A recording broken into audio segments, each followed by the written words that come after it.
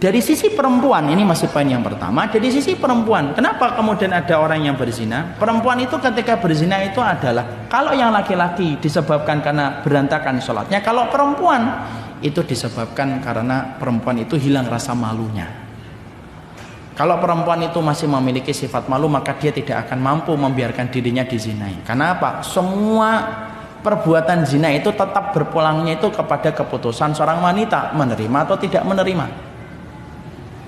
Kapan seorang wanita kemudian akhirnya dia berzina? Kalau sifat malunya itu hilang. Makanya kenapa perempuan yang solehah itu salah satunya disebutkan oleh Allah itu sifatnya pemalu. Sebagaimana putrinya Syuaib ketika mendapati Nabi Musa, dia jalannya itu malu-malu. Kenapa Allah sebutkan wanita itu pemalu kalau dia solehah? Karena malunya seorang wanita itu merupakan ciri khasnya seorang wanita solehah. Jadi para ikhwan nih, nanti kalau cari istri wanita yang pemalu. Nanti nanya, kenapa yang lain minta tanda tangan sama saya, kamu tidak minta tanda tangan sama saya? Saya malu. Ah itu. Itu solehah. Karena kemudian disebut wanita solehah itu pemalu. Karena apa? Kalau sifat malunya sudah hilang, nah itulah. Disitulah akhirnya wanita yang akan menentukan proses perzinahan terus berlanjut. Sekali lagi Pak, sekali lagi Ibu, perzinahan itu tetap yang bisa mengatakan iya dan tidak, tetap posisi wanitanya yang menentukan. Wanita yang ngomong enggak akan terjadi. Kalaupun terjadi maka perkosaan, wanitanya enggak dosa. Dan wanita itulah yang kemudian kenapa dalam Islam itu harus dididik rasa malu. Beda dengan pendidikan orang kafir. Kalau pendidikan orang kafir itu bagaimana menjadikan wanita itu tidak memiliki malu. Makanya dibuat kontes kecantikan, dibuat Miss World, Miss Universe, Miss yang lainnya. Itu kemudian cuma satu, yaitu adalah bagaimana mengambil sifat malu yang ada pada kehidupan wanita, diambil.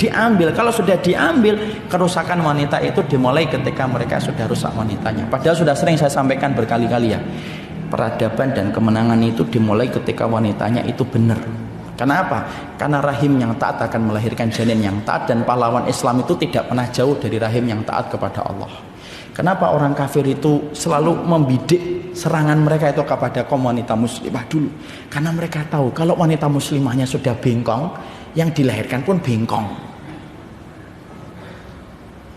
Makanya kalau para wanita Islam itu tahu bagaimana kekuatan yang dimiliki oleh mereka itu, maka mereka pasti itu akan menjadikan seluruh kekuatan mereka untuk Islam. Maaf ya Pak dan Ibu, perempuan itu baru punya anak banyak aja ditakutin musuh.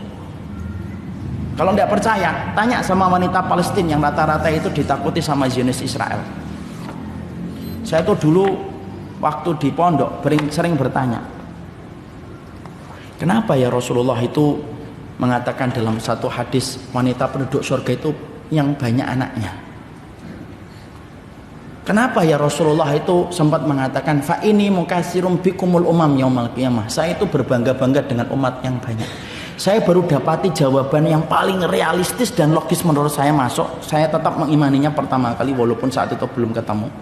Tapi akhirnya ketemu jawabannya ketika membaca tentang masalah Palestina dan negara Zionis Israel. Apa itu kaitannya Ustaz? Zionis Israel itu frustasi menghadapi Palestina itu bukan hanya karena frustasi menghadapi Hamas. Tapi Zionis Israel itu frustasi menghadapi bangsa Israel itu salah satunya karena dia frustasi menghadapi demografi masyarakat Palestina yang sangat tinggi. Kelahiran anak di Palestina itu tinggi. Hampir sama dengan Cina, hampir sama dengan India. Cuma tidak diberitakan aja karena Palestina kan negara yang tidak diakui. Rahimnya wanita Palestina itu subur. Dan membuat frustasi itu masyarakat Israel itu. Mereka bunuh 3 satu rumah, lahir 6. Buang sana 7 mati, lahir 12. Sampai kan kita pernah mendapati kan ada seorang wanita Palestina punya bayi kembar 3. Bingung kita, bayi kembar 3 dalam satu perut. Makanya disitulah saya baru paham, oh pantas Nabi itu bangga dengan umatnya yang banyak. Kenapa? umat yang banyak yang dilahirkan wanita-wanita yang memiliki putra-putra yang banyak itu semuanya nanti bermanfaat untuk memikul beban agama ini supaya lebih ringan ketika dipikul sama orang yang beriman itu banyak. Masya Allah ya, perempuan baru ngelahirin doang ditakutin, padahal cuma ngelahirin, punya banyak anak itu ditakutin. Makanya kemudian dijadikan kita itu nggak boleh juga anaknya satu aja, dua aja kan gitu. Sampai dijadikan orang itu hari ini itu kalau ada wanita punya banyak anak itu malu. Kan berhasil itu programnya itu. Makanya perempuan sekarang kalau punya banyak anak kan rata-rata malu. Anaknya berapa Mbak? 12. Berapa Mbak? 12. Lu malu dia. Padahal salah satu sifat wanita surga itu apa? Salah satu sifat wanita surga itu punya banyak anak. Kecuali yang ditakdirkan tidak punya. Saya tidak punya Ustadz. Itu berarti Allah memberikan pintu keridhaan takdir. Pintu surga itu banyak, bukan hanya satu. Kalau ditutup satu pintu berarti Allah membukakan pintu yang lainnya. Itulah wanita. Makanya kemudian akhirnya Barat itu apa? Cabut itu sifat malu. Makanya kalau wanita kita punya sifat malu, insya Allah perzinahan itu kemudian akhirnya bisa diminimalisir. Walaupun tidak bisa dihilangkan, diminimalisir. Karena wanita yang malu, dia tidak mudah untuk diraih. Wanita yang malu itu sebagaimana ketika kita mendapati matahari. Kan sering ngomong kan, jadilah wanita itu kayak matahari, jangan menjadi wanita kayak rembulan. Kalau wanita itu kayak rembulan, gampang dinikmati, dilihat. Coba kalau wanita sebagaimana matahari. Matahari kan susah dilihat. Setiap kita ngelihat, kenceng banget sinarnya. Lu wanita itu harusnya kayak matahari. Berarti saya harus punya neon banyak. Enggak gitu. Artinya susah dilihat gitu loh. Makanya kemudian sifat malu itulah yang kemudian harus dimiliki wanita. Ukti, kenapa kok enggak jawab WA-nya saya? Saya malu.